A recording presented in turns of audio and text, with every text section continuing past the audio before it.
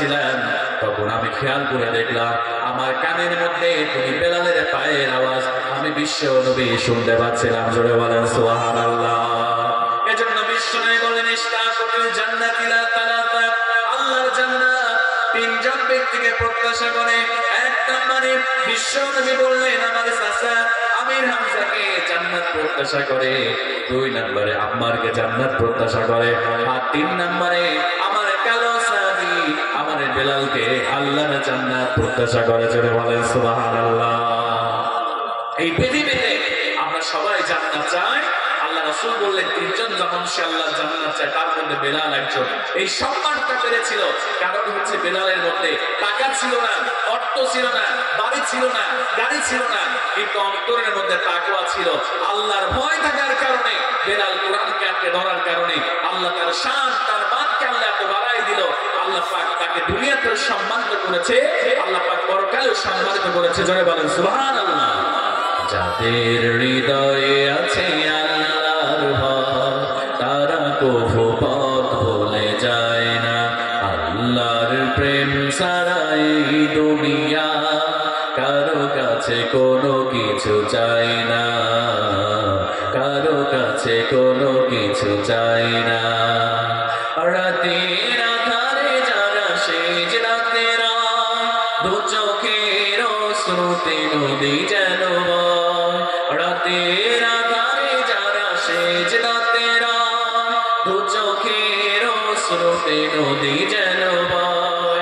ছলনার হাতছানি যতই আসুক, ছলনার হাতছানি যতই আসুক পেছনে ফিরেও তাকায় না। ও যাদের হৃদয়ে আছে আল্লাহর ভয় তারা কভু পথ ভুলে যায় না। আল্লাহর প্রেম ছাড়া এই দুনিয়া কারো কাছে কোনো কিছু চাই না, কারো কাছে কোনো কিছু চাই না। দিন কায়েমের পথে যারা অবিচল তারা হলো আল্লাহর প্রিয়জন। বাতিলের কাছে যারা হার মানে না সংগ্রাম করে যায় আমরণ। হেরার আলোতে যার হৃদয় রঙিন আতিয়ার কোরআনের দীপ্ত সঙ্গী। হেরার আলোতে যার হৃদয় রঙিন আতিয়ার কোরআনের দীপ্ত সঙ্গী।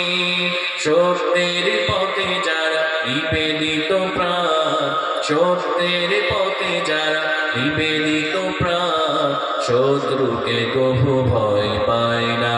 ও যাদের হৃদয়ে আছে আল্লাহর ভয় তারা কভু পথ ভুলে যায় না। আল্লাহর প্রেম ছাড়া এই দুনিয়া কারো কাছে কোনো কিছু চাই না, কারো কাছে কোনো কিছু চাই না। লিল্লাহি তাকবীর, লিল্লাহি তাকবীর। এজন্য আমার মুসলমানেরা কোরআনকে আঁকড়ে ধরবেন।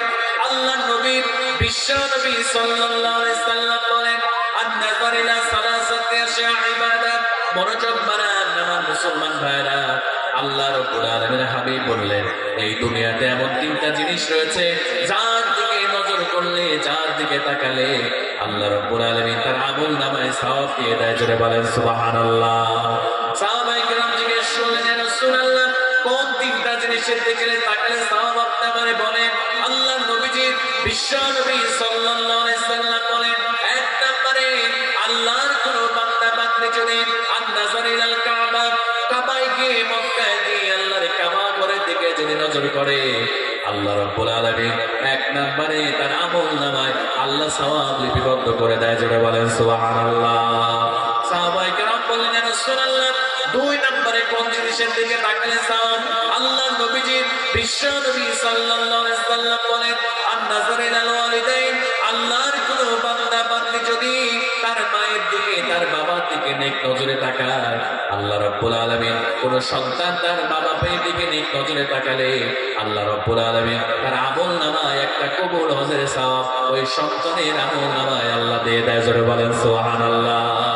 কোন সন্তান যদি মায়ের দিকে বাবার দিকে নেক নজরে তাকায়, আল্লাহ রাসূল বললেন একটা কবুল হজের সওয়াব আল্লাহ ওই সন্তানের আমল নামায় আল্লাহ দিয়ে দেয়। আল্লাহু আকবার বলবেন না?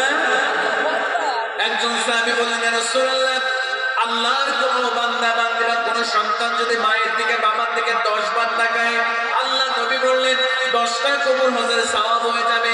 এবার আরেকজন সাহাবী পিছন থেকে বিশ্ব নবীকে বললেন, ইয়া রাসূলুল্লাহ, 100 বার যদি কেউ তাকায়, আল্লাহ নবী বললেন 100টা কবুল হজের সওয়াব ওই সন্তানের আমল নামায় আল্লাহ দিয়ে দিবে। জোরে বলেন সুবহানাল্লাহ। এজন্য আমার কলেজার টুকরা যুবক ভাইরা, অনেকে মায়ের সাথে খারাপ আচরণ করে, মায়ের সঙ্গে বাবার সঙ্গে বকুনি দিয়ে ঝাঁকড়ি দিয়ে মা বাবাকে গালি দেয়। ও আমার কলেজার টুকরা ভাইরা, দুনিয়াতে যদি শান্তি পেতে চাও, দুনিয়াতে যদি সম্মানিত হতে চাও, পরকালে যদি শান্তি পেতে চাও, এই দুনিয়াতে মা বাপের সঙ্গে তুমি সুন্দর আচরণ করো। জোরে বলেন সুবহানাল্লাহ। তোমার মা যদি তোমার জন্য দোয়া করে, তোমার কপালটা খুলে যাবে। তোমার মা যদি তোমার জন্য বকবক করে, তোমার দুনিয়াও শেষ, পরকালও শেষ হয়ে যাবে। একদিন মায়ের দোয়া কেমন করে আল্লাহ কবুল করে। হযরতে মূসা আলাইহিস সালাম মাঝে মাঝে আল্লাহকে বিভিন্ন প্রশ্ন করতেন। এজন্য মূসা আলাইহিস সালাম এই দুনিয়াতে একজন মাত্র নবী, একজন মাত্র রাসূল, সরাসরি আল্লাহর সঙ্গে কথা বলেছেন। তিনি আর কেউ নয়, তিনি হলেন মূসা আলাইহিস সালাম। জোরে বলেন সুবহানাল্লাহ। এই দুনিয়াতে একজন মাত্র নবী আল্লাহর সাথে কথা বলেছেন। ওয়া কাল্লামাল্লাহু মূসা তাকলিমা। এই পৃথিবীতে একমাত্র মূসা আলাইহিস সালাম আল্লাহর সাথে কথা বলেছেন। এজন্য মূসা আলাইহিস সালামকে কালিমুল্লাহ বলা হয়। জোরে বলেন আল্লাহু আকবার। মায়ের দোয়া কেমন করে কবুল হয়ে যায়? যাদের মা বেঁচে আছে, মাকে কষ্ট দাও। আজকে তওবা করতে হবে তোমাকে যুবক ভাইরা। যদি তওবা না করো, তোমার কপাল পুড়ে যাবে, দুনিয়াতে তোমার ধ্বংস হয়ে যাবে, পরকাল ধ্বংস হয়ে যাবে। আমার কলেজার টুকরা ভাইরা, হযরত মূসা আলাইহিস সালাম আল্লাহকে ডাক দিয়ে বলেন, আল্লাহ, আমার সঙ্গে কে জান্নাতে প্রবেশ করবে? এবার আল্লাহ রাব্বুল আলামিন মূসা আলাইহিস সালামকে ডাক দিয়ে বলেন, মূসা রে, তোমার সঙ্গে একজন কসাই, একজন গোশত বিক্রেতা তোমার সঙ্গে জান্নাতের মধ্যে প্রবেশ করবে। জোরে বলেন আল্লাহু আকবার। হযরত মূসা আলাইহিস সালামের মনটা খারাপ হয়ে গেল। আল্লাহ, তুমি এত রেখে একজন গোশত বিক্রেতা, একজন কসাইকে আমার সঙ্গে জান্নাতে দিবে? আল্লাহ, মানতে পারলাম না, মনের মধ্যে বড় দুঃখ পেয়ে গেলাম। আল্লাহ বললেন, মূসা, চিন্তা করো না, কেন ওই কসাইটা তোমার সঙ্গে জান্নাতে যাবে? কারণ আছে, তুমি চলে যাও বাজারে, বাজারে যাওয়ার পরে ওই কসাইকে ফলো করো। এবার আল্লাহর পয়গম্বর মূসা আলাইহিস সালাম এবার বাজারে চলে গেলেন। বাজারে যাওয়ার পরে এবার কসাইকে তিনি ফলো করতে শুরু করলেন। এবার ওই কসাইটা গোশত বিক্রি করে, আর যখনই সুন্দর সুন্দর নরম নরম গোশত গুলো আসে, তখন সুন্দর করে কসাইটা গোশত গুলো আলাদা করে রাখে। হযরত মূসা আলাইহিস সালাম এটা খেয়াল করলেন। কিছুক্ষণ পরে গোশত বিক্রি শেষ হয়ে গেল। এবার কসাইটা ওই গোশত গুলো যেগুলো রেখে দিয়েছিল সুন্দর করে ছোট ছোট করে পিস পিস করলো। এবার তিনি গোশত গুলো টুকরা করে বেঁধে বাড়ির দিকে রওনা দিল। আল্লাহর পয়গম্বর হযরত মূসা আলাইহিস সালাম এবার কসাইকে গিয়ে ডাক দিয়ে বলেন, কসাই ভাই, আমি তোমার বাড়িতে মেহমান হতে চাই। কসাই আল্লাহর পয়গম্বর মূসা আলাইহিস সালামকে চিনেন না। এবার ওই কসাই বললেন, আহলান ওয়া সাহলান, আপনি আমার বাড়ির মেহমান হতে চান, এটা আমি খুশি হয়েছে, চলেন যাই, আমার বাড়িতে যাই, আমার বাড়ির মেহমান হিসেবে আপনাকে কবুল করলাম। জোরে বলেন সুবহানাল্লাহ।